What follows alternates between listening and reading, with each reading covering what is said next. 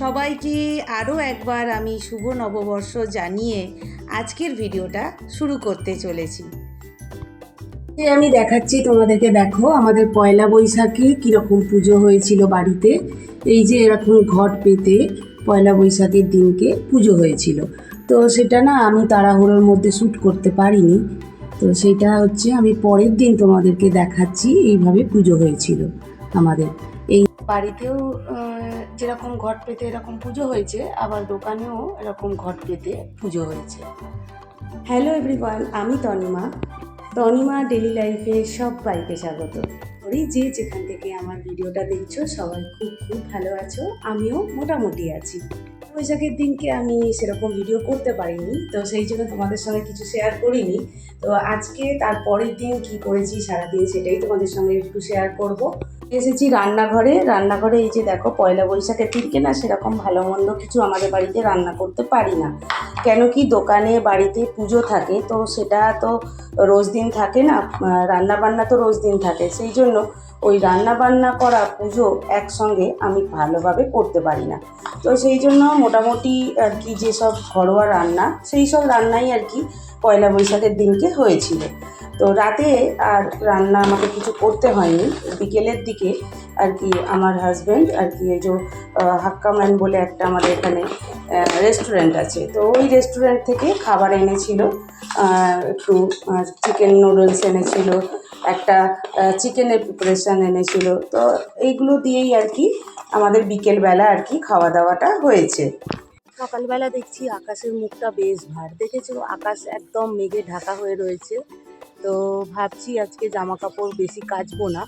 দিকে যে গাছগুলো আমার বসানো রয়েছে দেখো, একদম মাটিগুলো শুকনো হয়ে গেছে, কালকে বিকেলবেলা জল দিতে ভুলে গেছি।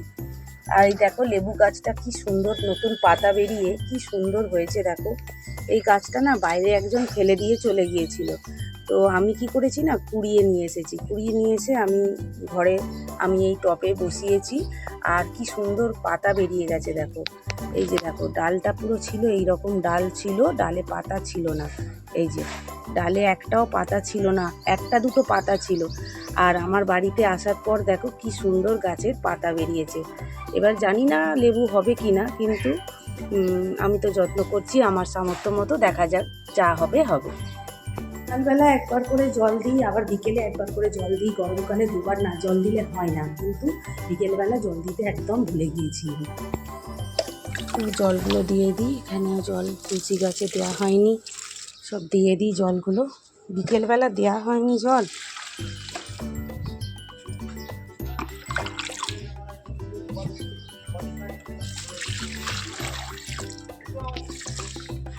এই কদিন ছেলের স্কুল ছুটি ছিল, আর হচ্ছে আজকে থেকে ছেলে যাবে স্কুল, তো সেই জন্য তাড়াহুড়ো শুরু হয়ে গেছে সকাল থেকেই। ছাদে জামা কাপড় মেলতে চলে এসেছি। কে দেখো আমার ছাদে যে ফুলগুলো হয়েছে সেগুলোকে অমনি তুলে নেব। এই যে দেখো, এই যে ফুল হয়েছে কি সুন্দর। আজকে এই একটা অ্যালমন্ডা ফুল হয়েছে, এটাকে তুললাম, রেখে দিই, এখানটা রাখি। আর একটা দেখো, এই দেখো কি সুন্দর, এই দেখো একটা পাতা পড়েছে এর মধ্যে। এই দেখো, এই একটা জবা ফুল হয়েছে, এটাকে তুলি। আর এদিকে দেখো অনেকগুলো অ্যালমন্ডা হয়েছে, দেখেছো? এই দেখো, এই যে দেখো এখানে দুটো হয়েছে, এই দেখো দুটো, এই একটা তুলে নিই। হ্যাঁ, তুললাম দুটো। আর এই একটা হয়েছে, এই দেখো এইখানে, এটাকেও তুলবো। এই যে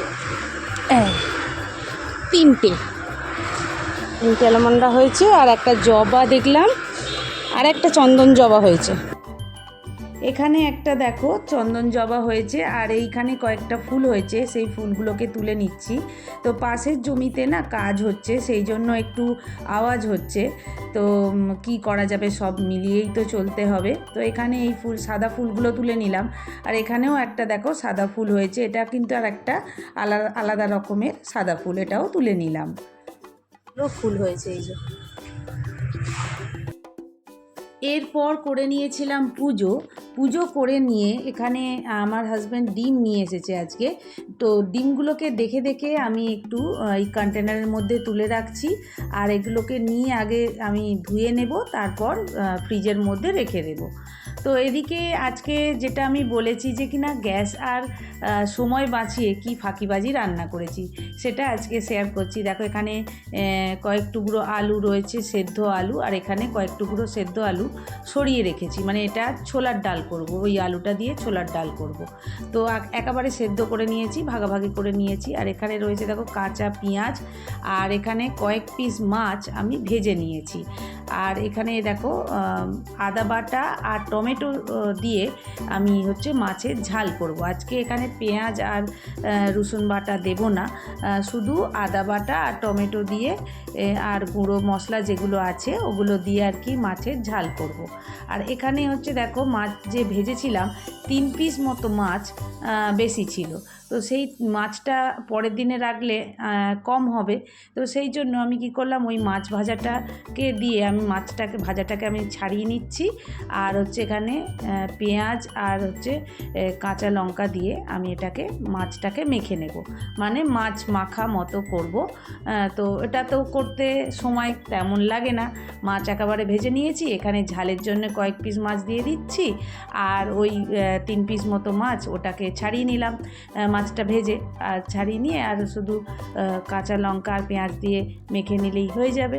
তো আর এখানে দেখো আলু সেদ্ধ যেটা করেছিলাম সেটাকে আর কি ওই পেঁয়াজ আর শুকনো লঙ্কা এখানে দিইনি, কাঁচা লঙ্কা দিয়েছি, দিয়ে দেখো শুধু মেখে নিচ্ছি। তো এটা করতেও বেশি সময় লাগলো না, আর গ্যাসটাও আমার বেঁচে গেল। এখন যা গ্যাসের পরিস্থিতি, তো এইভাবেই একটু বাঁচিয়ে চলছি আর কি। এই যে দেখো এখানে মাছ মাখাটা মাখা হয়ে গেছে, আলু সেদ্ধটাও মাখা হয়ে গেছে, উচ্ছে আলু ভাজা করেছি, আর করেছি মাছের ঝাল। এটাই ছিল আজকে দুপুরের মেনু। তো কিভাবে দেখো আমি গ্যাস বাঁচিয়ে সময় বাঁচিয়ে ফাঁকিবাজি রান্না করেছি।